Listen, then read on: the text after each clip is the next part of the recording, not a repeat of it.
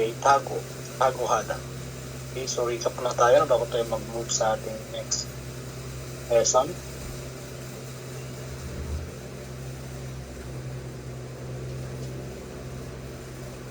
Dalawa. Okay, summary of book 2. Tondeo. Okay, tago.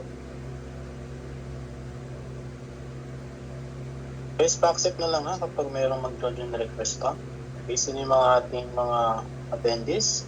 Iyo, Andrea, April Ann, and Aramay, AC, Jessica, Kelvin, Kimberly, Paul, Ray, Cheryl, Livia, and Francis.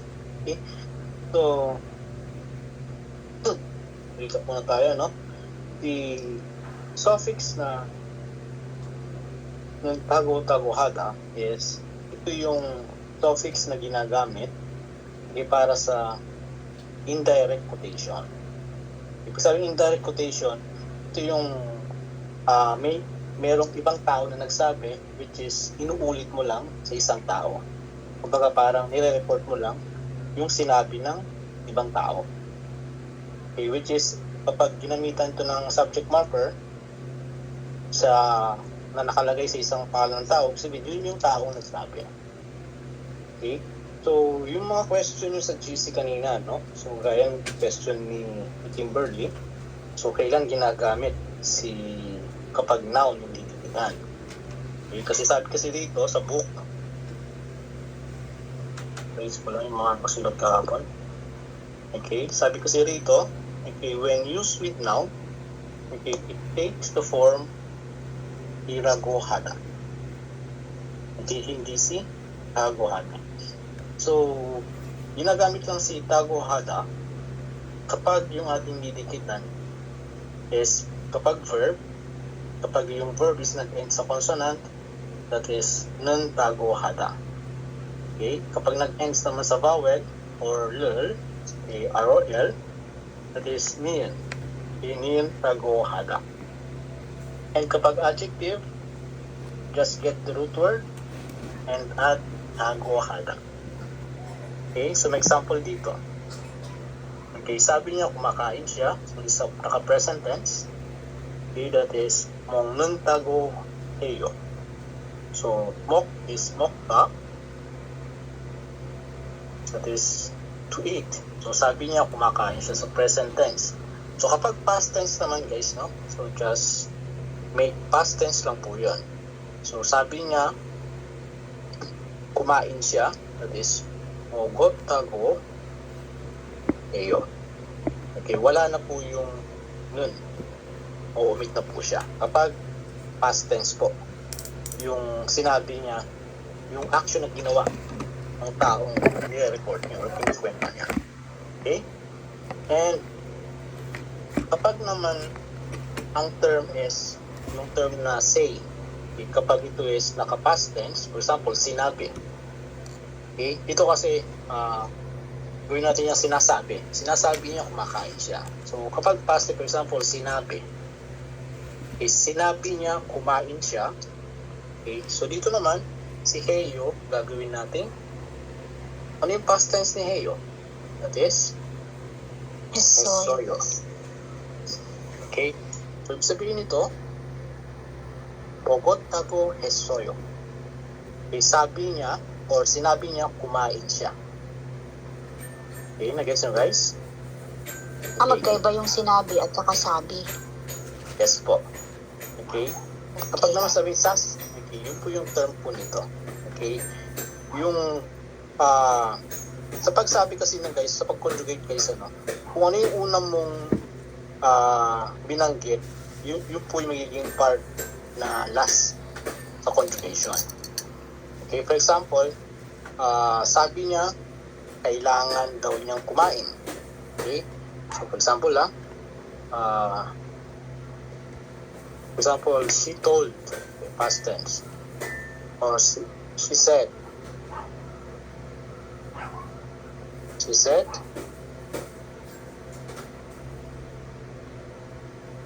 she must eat or she must eat. Yan.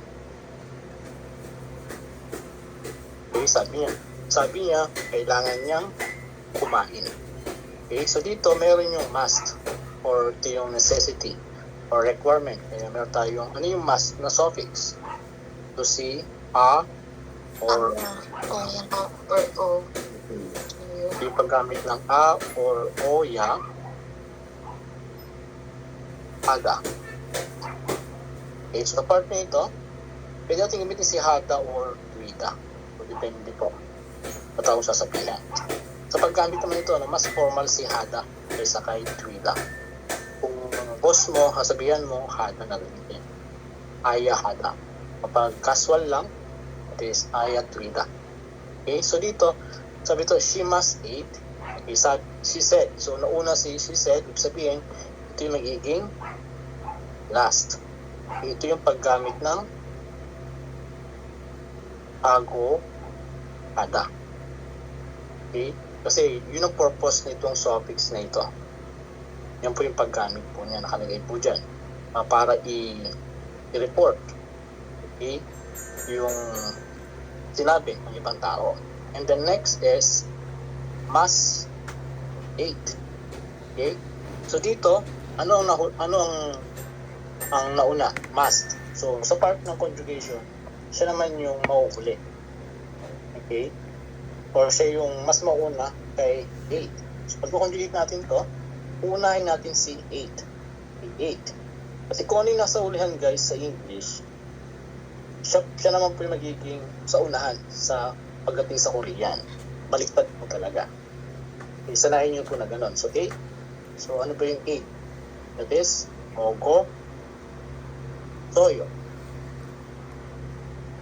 Diba? So sa part na yan, para i-connect naman natin si mas, para i-connect siya, is need natin tanggalin si oyo. Ito yung ating basic suffix. So, mogon. And then, i-add natin, ipili tayo kay mas. So, meron tayong asa kako. Okay, anong gamitin ito? So, o, is syempre, o pa rin. So, mogo, so, and then yung mas, meron tayong ya, hada. So, ya, mogo, soya, hada. Ayan po. So, para naman i-connect natin si said, itong said, yung paggamit ng tago hada. Okay, kapag verb po ito, so verb po siya, hada. Okay, ibig sabihin, ang gagamitin natin kapag verb daw, kapag verb, that is, pag ending consonant, yung tago. Kapag ending vowel or l, that is yung tago, yung may end sa ilalim. Ito po yun. So dito, pag tinanggal natin si da, syempre kung ating root word. So, pag tanggal ng da, so ito na yung ating root word. Saan nag-e-end? Vowel. Okay? So, magiging han. I-add natin ito. So, han tago. Pag sinabi natin past tense siya, said, magiging natin han tago, esoyo. Ayun na po siya. Nag-get nyo guys? So, she said, she must eat. Okay? Or sabi niya, or sinabi niya, na kailangan niyang kumain. Mogo soya, hantago, hesoyo. Okay? Mogo soya, hantago, hesoyo. How about, kapag, i-try nyo naman to. Okay? Ayaw mag-conjugate.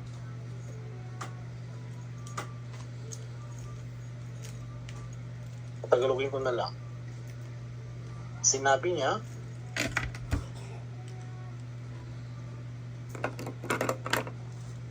kailangan niya pumunta. Ayun lang muna. Huwag na natin lagyan ng plates. Sabi niya, kailangan niyang pumunta. Or sa English, he said, he must went. Okay, pumunta, past tense.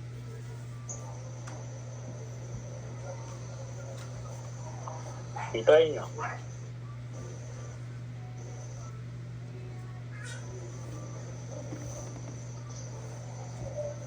Sinabi niya, kailangan niyang pumunta. Or sa English, he said, he must went to, so hindi ko nilagyan, just went. So ano yung unang-unahin dyan na pag-conjugate? First, kung ano yung last, sa English, siya yung first na yung conjugate. Ito yung first, ito yung second, at ito yung last. Try nyo po. He said, he must went. 갔어야 한다고 했어요. Okay, very good. Okay, 갔어야 한다고 했어요. Gawin natin. Went. Ano ba yung went? To go. Ang galing yan kay kada. That is to go. So, ito yung mga correct natin na kada is to go, must. Yung paggamit ng a or o, ya, hada. Ito yung must. Ito yung ating maging first, second, and then yung si said, sabi said. Ito yung paggamit ng bago, hada. So, connect natin. Okay, ito. Okay? So, first, naka-past tense ito, went, o pumunta, sabi. So, gawin natin past tense muna si kada. So, paano past tense niya? Magiging asoyo. So, para i-connect, itong si must, na suffix natin, a, o, ya, hada. Remove natin si suffix na naka-add dito. Yung suffix natin dito is oyo, tatanggalin natin yan. Yan, i-connect na natin itong si must. Ipipili tayo, no? A or O. So, ang lagay natin, A or O? Ano? Oh, kasoya. Okay. So, dito, Ay, meron na. Kas... Okay. Ano? So, dito, meron ng A. Okay. So, sa part na ito, ano? Hindi natin need i-add si A dito, ano? So, sa part na ito is nag-end po siya yung past tense natin, no? Kasi may A na dito. So, magiging redundant na po kasi yan. Ka, tapos A. So, no need na po. Okay? So, add natin si O. Is kaso. Siya. Okay? So, ano na si must. Then next, ang pangalawa natin, kumbaga ito yung 1, yung 2, then 3. Okay, so kasoya, ada.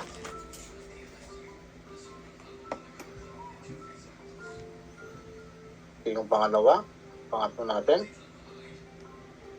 So para i-connect naman, si da, ay si set, yung si tago hada, para i-connect naman siya, is need natin tanggalin dito yung suffix na naka-attach, si da. Pag tinanggal natin yan, i-add na rin natin itong si tago hada.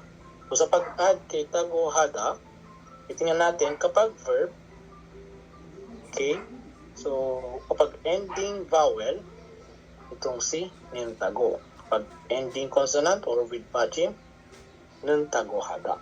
So dito is ending vowel, kaya N. Okay? So han, tago, and then said, past tense, es soyo.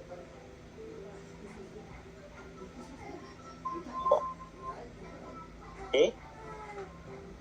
I guess nyo guys. Another one.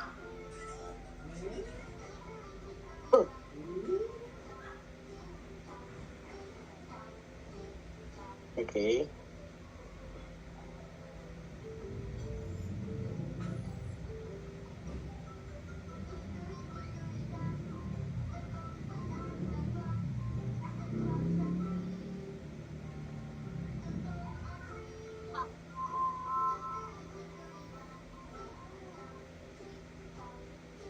Sinabi niya,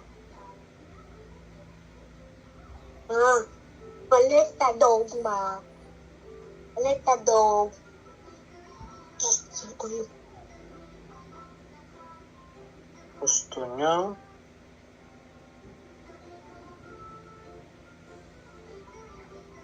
pumunta. Yan. Sabi niya gusto niyang pumunta. Try natin. Sabi niya gusto niyang pumunta. So, she said, or he said, try niyo po. He said, he want, natin past tense na lang ito, guys. He want to go. Said he want to go. Try po. Present tense, sir. Yes, present tense po. You want to go. So, tatlong action dyan. Okay, to go. That is kada. Present tense kaya, want. Paano sabihin yung want? That is, yung ating suffix na ko shifta. And then yung she said, that is ako hetta, kasi past tense.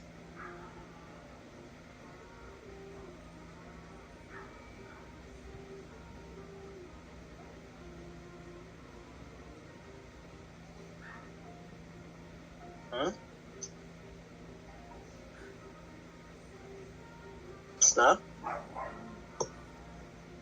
Wait, sir. Okay po. So, ang unang gagawin dyan, kung ano yung last, yung pinaka-main action sa yung unang co-conjugate. 1, 2, 3.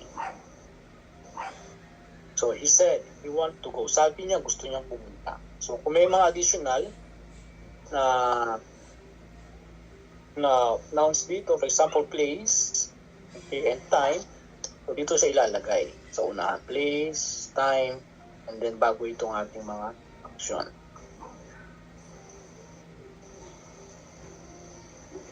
For example, yan lang muna. Kasi madali lang i-connect si place sa kasi time sa sentence. Give Chicago his soil.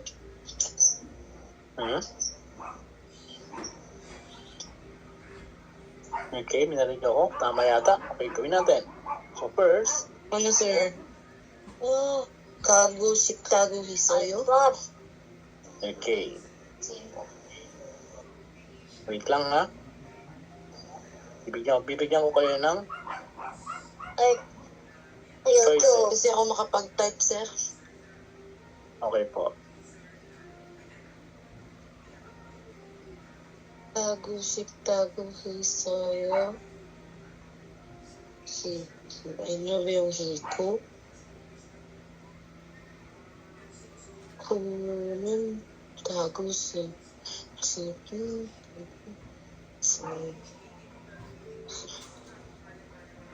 Kago si Okay. So, ito po. Meron diyang dalawa. Sinulat ko. Una is kago 심는다고 했어요. And pangalawa, kago 싶다고 했어요. Anong tama? 1 or 2? yung to sa akin yung sagot ko. Sir, yung Ako din sinabi po. mo, sir, na Adjective. past tense, but hindi sa applicable. Adjective si Shipta, di ba, sir? Tuwa? Yes po. So, Yes po, Shipta 2-1. So, 싶다고. How about number 1? That is, 심는다고 했어요. So, ina-add lang po 심는다고 kapag sa verb. Past tense, Verb. Okay? Kapag past tense ba? Ano sabi ni Kimberly? yung Present. sa mo kahapon, sir, sinintago pag sa verb. Okay, pag sa verb po. Pag verb po yung ating Past pag verb tense. po yung ating tawag nito, pag verb po yung ating na action talaga. Okay, si shifta po kasi, no, is auxiliary verb po kasi siya. Hindi po siya yung literal na action. So, si shipta po is classified as descriptive word or adjectives. Okay, kasama po siya dito kay Yong-yong-sa. Yes, adjective po. Kaya ang gamit niya is tago hada. Kapag past tense naman, okay, kapag past tense ang verb is tago hada rin po ang gamit kapag past tense po. Hindi lang po kasi in-indicate dito sa book. Kung makikita nyo dito guys, no? Okay? So ito, naka-past tense po. Okay, so inad lang si tago heyo. Wala dyan si nun. Hindi siya naging chanen tago heyo. Okay? So, yung binigay sa book is naka-focus lang po for present tense. Okay, hindi siya na. Pero sa mga example niya, makita natin siguro pinapa-observe na lang sa atin kung paano yung structure ng suffix kapag past tense yung action. Okay, so dito kasi, ginamit natin si tago hada. Si shipta kasi is classified as auxiliary verb. Hindi po siya verb na kayang tumayong mag-isa. Okay? Siya yung verb na kailangan merong kasama. Which is, ang meaning niya is, iba, pag sinabi natin shipta, that is, I want. Okay, I want to. So, meron pong dapat kasama action dito. Okay, I want to eat, I want to go, yan po. I want to drink. So, may kasama pang ibang action dito. Kaya hindi po siya ina-classified as verb po. Yun po yun. Isa po sa atin, alam natin na pagdating sa language natin, shipta, gusto, is ina-classified natin siya ng verb. Pero pagdating po sa Korean, hindi po nila ina-classify dito as verb talaga, kundi part lang ng verb. Okay? Pero hindi siya talagang, yung verb talaga na may kasamang object. Okay? So, kaya po ito yung binigay kong example para malaman nyo po yung kaibahan ng paggamit. Okay, so paano naman kapag naka-past tense? Okay? So, for example, sabihin naman natin is sabi niya, gusto niyang or gusto niyang pupunta. Okay, o gusto niyang pumunta sa place kung saan niya gusto pumunta. So, gawin natin future. Or, for example, sabi niya, kakain siya. Okay? So, magiging part naman po nun, kapag future tense, so, ang paggamit naman po natin, nakopya niyo pa yung sinend ko kagabi? Yes. Okay. Para sa future, that is... Kasama yun sa ano yung verb? Sa adjective or for verb only? Okay, for verb lang po Verb yun. Okay. Okay. So, sa noun, okay, ito naman na, kapag sa future and kapag future po, ito po yung ating suffix.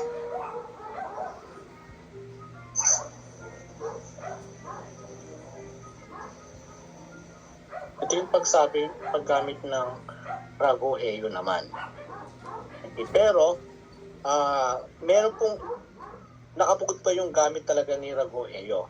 Okay, pero pag future lang po yung sentence na ito, kasi si ragohada naman po is ginagamit yan para magpakilala or para magsabihin din yung sinabi ng ibang tao pero may kasamang command. Okay, for example, sabi niya magluto ka. Yun po yun. So dito naman, kay tagohada, walang command. Kumbaga, nire-report mo lang kung ano yung sinabi ng isang tao. Okay? Yun po isang paggamit ni ragohada. Pero hindi pa ito yung pinaka-lesson natin. No? So, ginamit lang dito si ragohada. Yes, iba po yung gamit po no, ni ragohada. Okay, magkaiba po si tagohada sa si ragohada. Okay, magkaiba po yun. So dito lang, ginamit lang po si ragohada, okay, for future tense ni tagohada. Bakit? Okay, kasi sabi rito, no, kapag noun na hindi dikitan is iraguhada ang gagamitin. So ito nga po yun. Okay, kapag noun is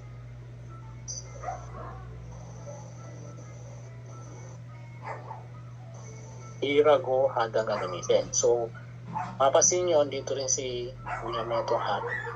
Hindi mo na litong ko. Hindi nga malito. Ayan. So, kung mapasin niyo dito, nandito pa rin si Raguhada. Ayan. Okay? Sabi dito sa book, kapag noun ang gagamitin or didikitan, Raguhada ang gagamitin. So, ba sa future, bakit Ragu pa rin? Kasi nga po, di ba, ang future suffix, di ba ito si ulkoyeyo? Di ba? Yes. Yung future natin. Ay, sorry. Si ulkoyeyo. Okay, so si go po dito, si go, is nanggaling po yung kay God. Okay, ano ba si God? God is a beings. So, noun pa rin po siya. Kaya, rago po yung ginamit. Hindi po siya pwedeng sabihin na ulko tago. So, bakit hindi tago? Okay, kasi nga po, kapag noun na yung ididikit, dapat rago hada ang gagamitin. Saka, siguro, sa pagbigkas siguro, nahihirapan sila. Kaya, yun yung naging structure kapag future tense. Okay? For example, sabihin natin, sabi niya, kakain siya. So, pwede mo sabihin na, so, mokta, okay, ending consonant, kaya mogul. Same lang din ng pag-conjugate sa future tense. So, mogul ko,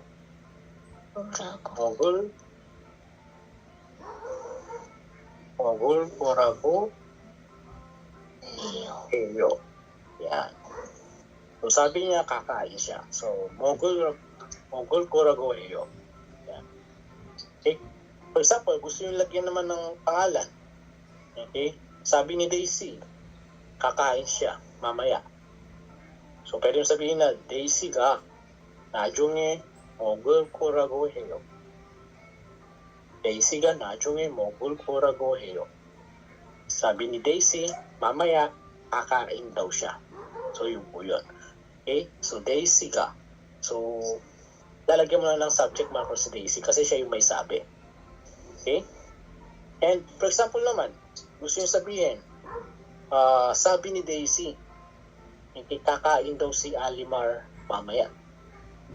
Paano naman yun? So, pag-work natin nun, so Daisy.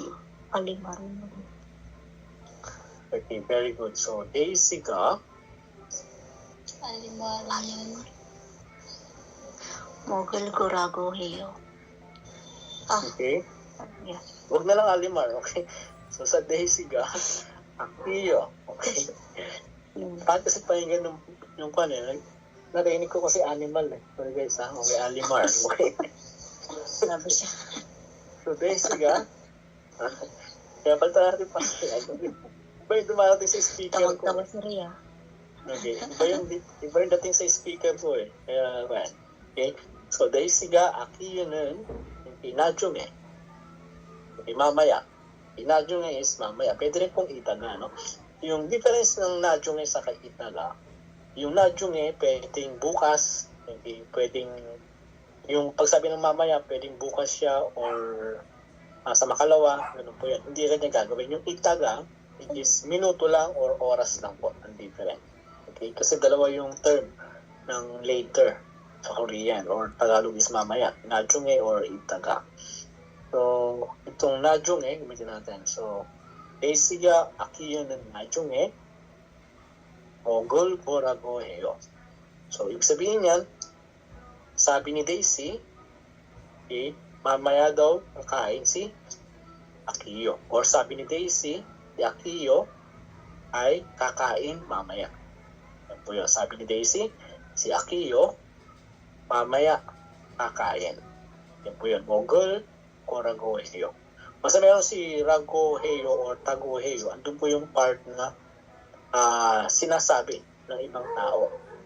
Okay? Sa next lesson natin, si Raguhada naman, may kasamang utos.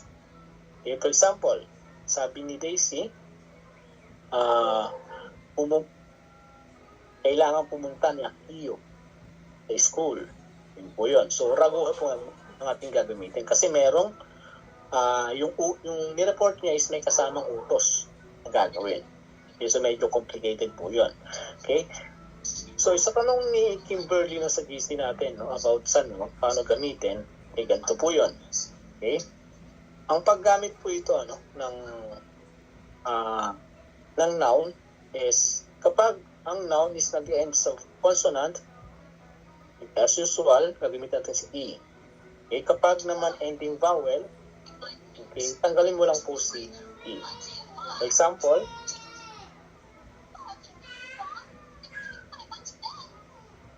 okay, Hindi po accent. po ulit, sir. Medyo... Okay, ulitin ko po. Okay? For Noun, example, sir. noun. Ito po, noun. Okay, noun plus irago. Yan po yun. So, for example, hakseng. So, ending consonant. Hakseng irago. Eyo. Okay, so ang meaning po nito, sabi niya, student siya. Okay? Sabi niya, student siya. Akseng iragoheyo. Okay? So guys, meron pong gamit pa si iragoheyo. Okay? Ito, tuturo ko po sa inyo. Baka ma-confuse po kasi kayo, no? Kasi ginagamit din po si iragoheyo para sa pagpapakilala. Okay? Kapag ganito naman po ang sentence natin, for example, ang sinabi is, 저는, ay, wala.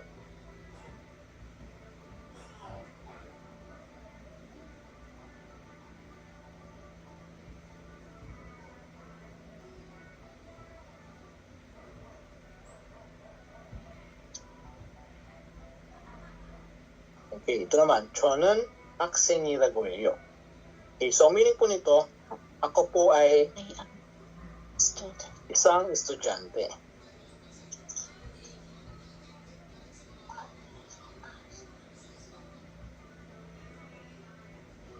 Ito yung mas natural way na pagsabi compare kay 저는 학생입니다. Okay, mas natural po ito. 저는 학생이라고 해요. Okay, so pinapakilala mo o sinasabi mo sa kanila na ikaw ay isang estudyante. 저는 학생이라고 해요. So paano malaman kung 학생이라고 해요 is sinabi ng ibang tao? Paano sabihin? Paano malaman? Isa po narinig namin, 학생이라고 해요. Paano ko ma-recognize kung yung sinabi niya is sinabi ng ibang tao? Simple lang. Kapag ang sabi is 학생이라고 해요, tapos may kausap kang ibang tao, so ang dating sa kanila nun, may nagsabi sa'yo na siya ay isang estudyante. Pero kapag ang narinig mo is 저는 or 제가, okay? 저는 학생이라고 해요. So ibig sabihin, ang dating po nung irago heyo na yun is pinapakilala mo yung sarili mo bilang estudyante. Okay? Nagets po ba? Sir, may ganito sabi niya kayo. Sir, may ganito rin ba? Iraso. Because sa part na yan, sa noun, okay, that is, may kasama siyang aso and also. Okay, so compound sentence po yan. So depende po sa context ng sentence. So may possible po, pwede pong ganyan po. Kasi part pa rin po ng conjugation po yan. Kumbaga, i-connect mo lang po. So nagpakilala ka, so ayan. So for example, ako po ay isang estudyante, kaya nag-aaral ako ngayon. Ganun po, paggamit niyang yung sinabi po ng iraso. Okay, pero sabihin na 저는 학생이라서 학교에 가요. Okay? So ako ay isang estudyante, kaya pupunta ako sa school.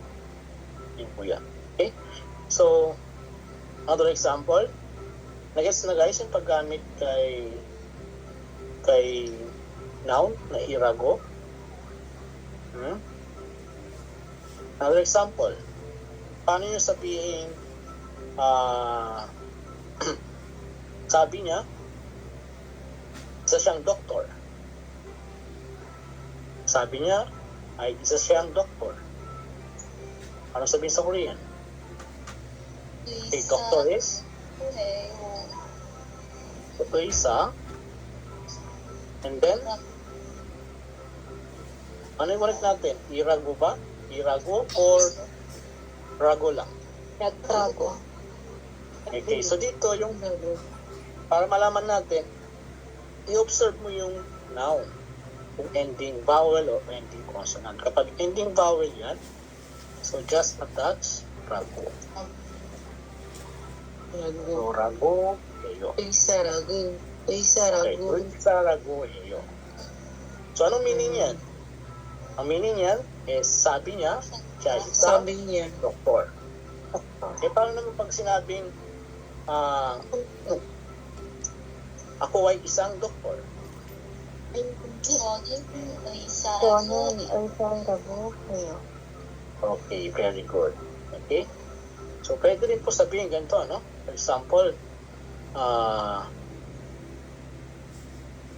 저는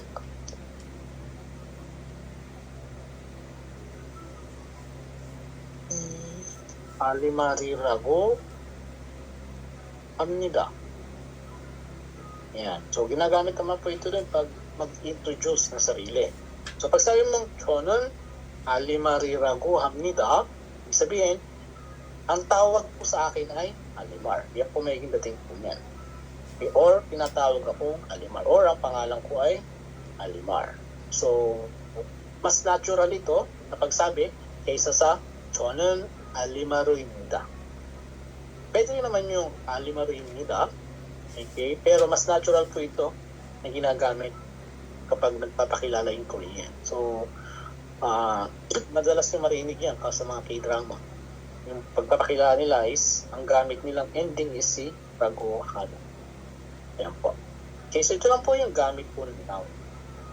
Okay? So, any question po? Okay na? So, move na tayo dito sa book naman. Okay? May question pa ba?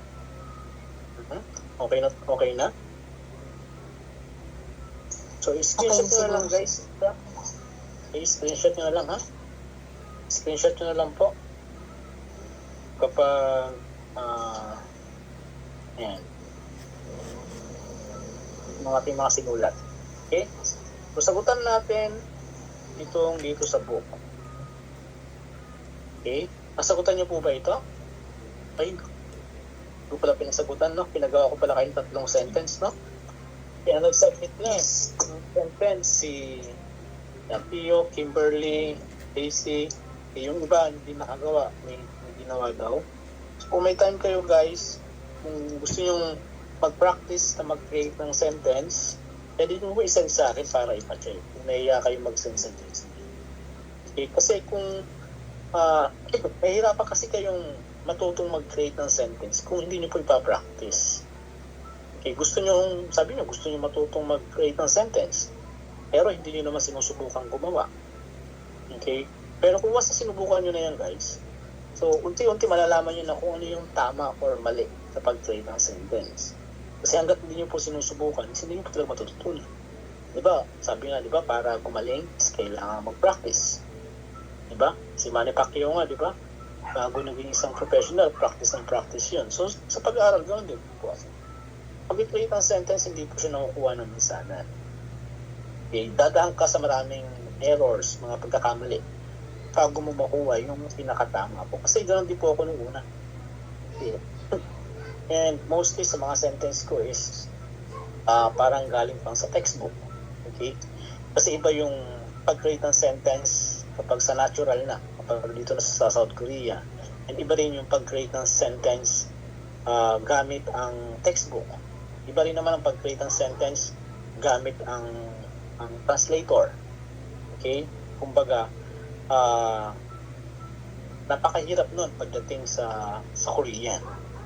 Okay? Kaya, para ma-practice nyo yung pag-create or para makapag-create kayo, kailangan more practice lang. Eh, wag po kayong matakot na, baka mali ito. paano natin malalaman kung mali, kung hindi po sinusubukan, di ba? So, kung gusto niyo pong mag-practice na mag-create ng sentence gamit yung mga suffix na ating pinag-aaralan, kung nahihiya kayong mag-send sa GC, pwede niyo pong i-send sa akin private. At mababasa ko naman yan, basta free po ako. Okay? Nag-reply naman ako, basta mostly sa mga student ko talaga. Madalas ako nag-reply. May mga message sa pages ko na ganito. So, minsan, hindi ko talaga na-reply na lang. Lalo na kung pag sinabi ko na mag-aaral or umattend kayo sa online class, ganito, mag-enroll lang. Okay. Pag sinabi ko naman yun, tatanungin kung may bayad. Siyempre, may bayad kasi oras po natin yung i-effort ko. So, ayun. Maraming ganun message sa akin, kaya minsan hindi ko na sinisili. Pero kapag kayo po, na student ko mismo nag-message sa akin, so meron po akong responsibility sa inyo po. Kaya, hindi ko man kayo ma-replyan kagad, pero once na free time ko, is nakapag-reply naman po. Okay? So, balik tayo dito. So, complete the sentence or change the sentence as shown in the example. So, tingnan natin example natin, no? So, pugi, sabi dito, allo. Aum-tare isaheyo. Aum-tare isaheyo. Okay? Wait. So, Carlo. Sabihin, ang nagsabi nito is si Carlo. So, taum-tal. Taum is next month. Tal is month. Okay? So, taum-tal next month. So, di ba ang month is Kewol? Okay. So, Kewol po sa kasital is same lang po na month yan. Pero kapag sa counting is Kewol po ang ginagamit. Okay? And yung wol naman is ito yung months of the year. So, kapag about sa next month, last month, or this month is ito pong dal as a counting unit of pure Korean. So, si dal po is counting unit din po yan. Ha? Para naman po siya sa paggamit ng pure Korean number. Sabihin natin, para singit ko lang din. Baka meron pang hindi nakaalam nito. Okay, si Kewol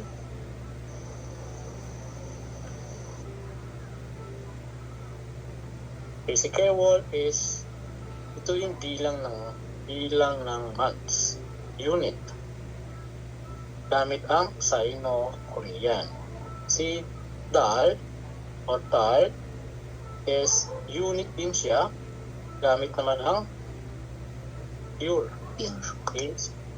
So pag sabihin natin, for example, sabihin natin 1 month, pwede sabihin na kapag Sino-Korean, that is in Kewol. Okay? Okay, kapag pure Korean number gagamitin natin, that is yung hana. Han. Okay, dudal, sedal, yan po yun. Kapag Sino-Korean naman, itong para kay Sino-Korean na unit, Kewol. Il-Kewol, Sam-Kewol, yan po yun. Okay? So, alam nyo na guys yung difference niya. Yan po. So, parehas lang po yan na counting unit ng month. Pero, para sa pagsabi ng next month or this month or last month, ito pong tal na ating gagawin. So, taong tare, isaheyo. So, isaheyo, that's ang galing kay isahada, which means to move. Okay, inipan. So, nasa book 1 yung vocabularies na yan. Okay, so ngayon, ang sagot dito is, ginawa lang niya, kinonjugate lang niya gamit si tago eyo. So dito naka-attach si suffix na min tago eyo. Ano nang ibig sabihin yan? That is, ito yung sinabi or sinasabi. Okay, or sabi or say.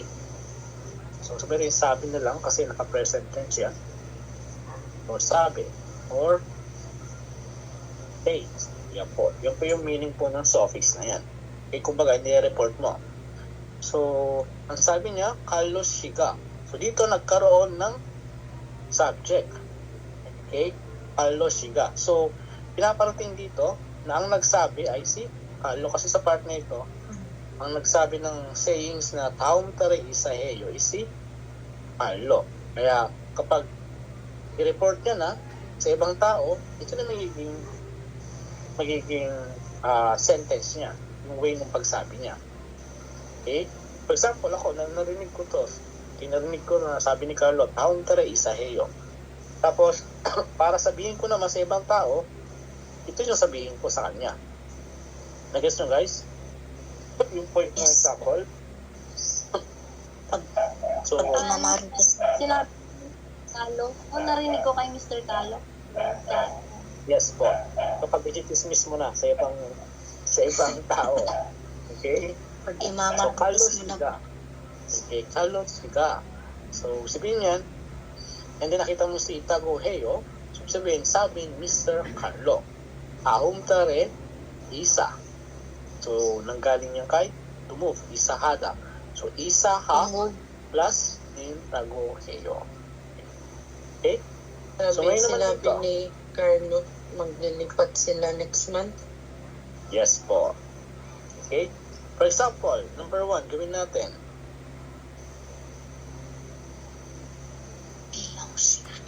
Okay, number 1, gawin natin, no? So, dito, number 1, for example, kausap ko sino? Si Amina. Okay, sabi sa akin ni Amina, Neil Songwirong, okay, bukas, Songwirong Yemang Loyugul Turoyo. Yan ang sabi sa akin ni Amina. Okay, isayin natin. So, Neil, that is, bukas. Tomorrow. Okay? So next, so meron tayong subject dito, si Amina, kasi siya yung nagsabi. So next natin yung verb. So ang verb natin is nasa last. So ito yun. Duroyo. So saan nanggaling si Duroyo? Duroyo nanggaling kay Tutta. Or Tutta. Okay, Tutta which means to Listen. listen. Okay? So, ayan na yung verb natin. And then next, kung mag-analyze yung object. Kung meron tayong object marker, so ito yung ating object. Okay? So, ang object natin dito is yung lahat po na ito. So, Yan ang ating object. Okay, yan yung ating object. So, ito yung Sexual pinakinggan. harassment Kasi listen. Okay, so yung vocabularies natin, di ba sabi ko sa inyo, yung vocabularies natin, dapat everyday nag-take note kayo by chapter. Okay? So, about sa sexual harassment to, no? Kasi songhirong. So, songhirong is sexual harassment. Harassment. Yebang, nanggaling kay Yebang siya. Okay, prevention. Okay, Pyoyuk. Education. Education or training. Yan po, or seminar. Pwede po yan, Pyoyuk. Okay, ibig sabihin yan, sabi namin na sa akin, Neil, tomorrow, okay, I will listen, kasi Neil, so past, future tense, bukas. Okay, I will listen. Ano pa pakinggan? Sexual harassment. Sexual prevention. Sexual harassment. Okay, so sexual harassment prevention training or seminar. So I will listen seminar about sexual harassment prevention. Yan po yung kasi Yebang hada is to prevent. So ngayon, paano ko siya imamarites? For example, sasabihin ko sa inyo na ang sinabi ni Amina, sabi ni Amina bukas ay makikinig siya ng or a-attend siya ng seminar tungkol sa sexual harassment prevention. Paano ko sabihin sa Korean? So, Amina ka. first, okay, sabihin natin yung subject, no? So, Amina ka. Amina ka. Neil. Neil. So, Song Hirong, Yebang Kyoga. Okay, Song Hirong. Kukulit mo lang po yun. Babaguhin mo lang po yung pinaka... Iko-connect mo lang si Nuntago Heyo or si Tago Heyo. Iko-connect mo lang po yan sa pinaka-last. Kasi yun yung ating kung ano yung nasa yung first na babanggitin natin, siya po yung nasa last pagdating sa Korean. So, Neil, Song Hirong, Yebang, Kyoyogul, ay Yebang pala. Kyoyogul, Tiral ko, Korago. Kyoyu, Gul. So, para siya connect si Doroyo. So, first, kunin mo yung basic form niya. Anong basic form ni Doroyo? So, nanggaling siya kay Tutta. Okay? So, ngayon, so, para siya connect. Para siya connect si... Sir, di ba? Future? Tiral Garo. Future So, siya, di ba, future? sir? Yes po. So, future tense. Okay? Tiral Gorago, Para siya Heyo. connect. So, magiging... Tiral Gorago, Heyo. Okay, so, Turol. Tiral ba? Tiral Gorago, Heyo. Gorago. Tiral Korago, Heyo. Gorago. Okay,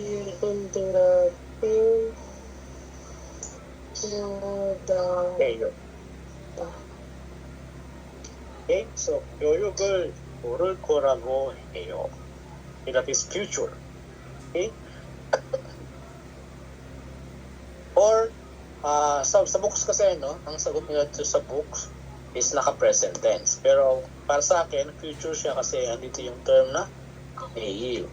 Kasi pinapagaya na po itong example eh. Baka kasi sabihin, gayahin natin ito, no?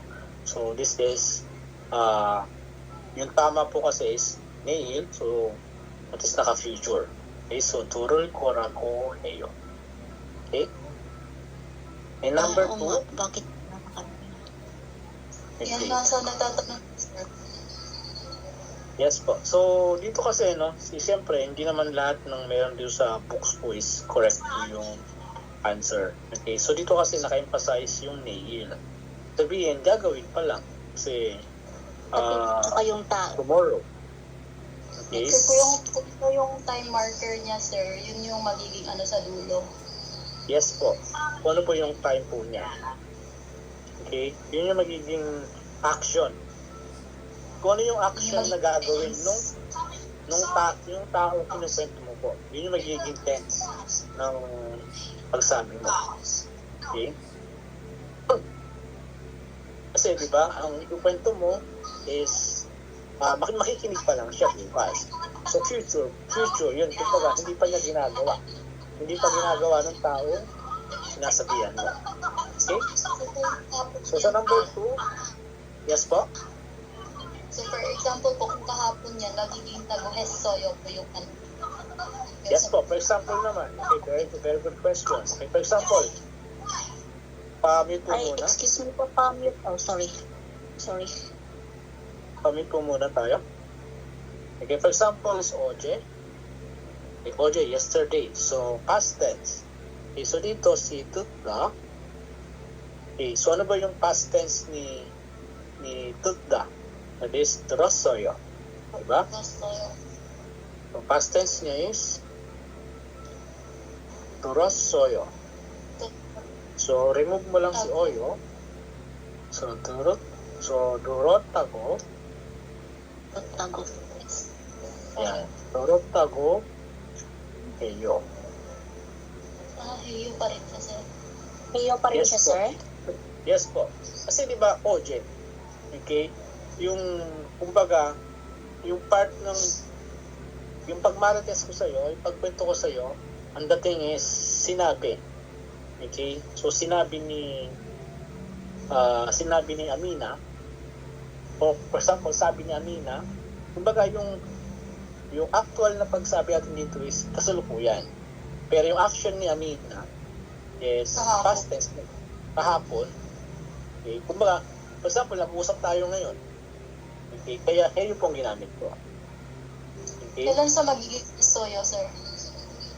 kapag yung part na yung pagsabi ni Amina is naging past tense.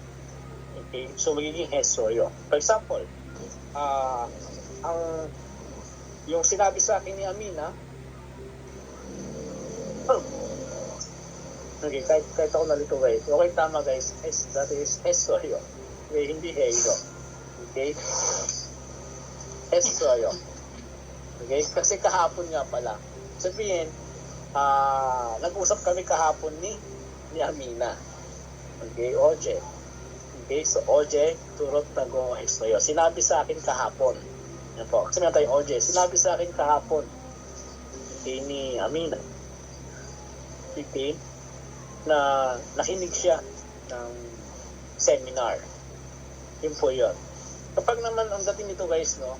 So, sinabi sa akin bukas, okay, ang magiging dating na po nito is magiging halkuye yun naman.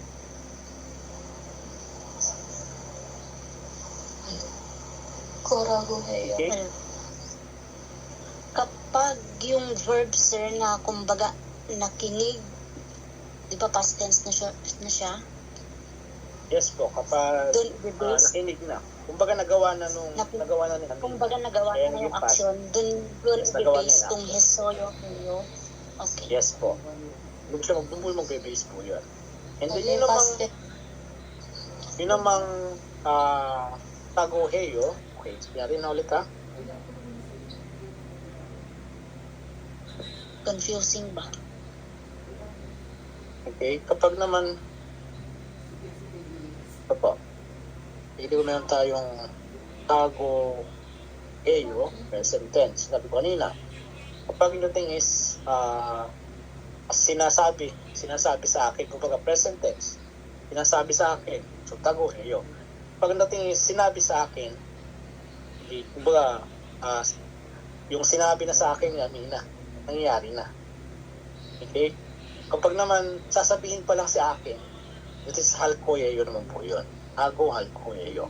Kumbaga, wala pang sinasabi sa akin si Amina, sasabihin pa lang niya. Pero medyo awkward. Bakit niya nagkukwento kung wala pala sinasabi sa'yo, di ba? So, tingin ko hindi po yun, hindi ginagamitan ng future. Magmamarites ka, yung future na halkoyeyo, paano may nasabi sa'yo walang pang sinasabi, future di ba? Yung pinaka-nuance po niya eh. So, it is either present tense or past tense lang. Okay, yung